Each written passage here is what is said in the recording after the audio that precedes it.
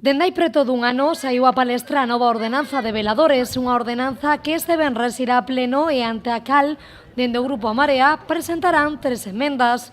O obxectivo, segundo Luís Rei, é tratar de darlle vida ao casco vello da cidade e non convertelo nun parque temático da hostelería. Esa reducción do 21%, si se teñen en conta os residentes estranxeiros, é maior. Quer dizer, é unha zona que se foi degradando residencialmente e a xente de Pontevedra que residía na zona monumental pois foi invitada, digamos, ao desterro, non?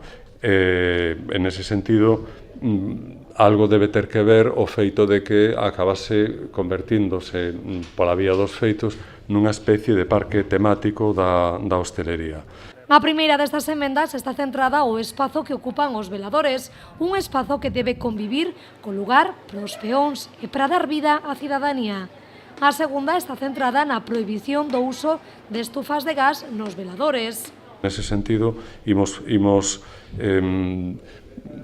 pedir que as estufas de gas se erradiquen do Concello de Pontevedra, como se fixo no Concello de París ou como se vai facer no de Madrid. E a terceira, centrada en que soamente se permitan os veladores na zona máis próxima aos establecementos. Creemos que esa é a liña que debe presidir o que se faga coa modificación da ordenanza de veladores, buscar ese punto de equilibrio entre os intereses dos hostaleiros e dos residentes e facer que a zona monumental volva a ser a xoia da corona de Pontevedra.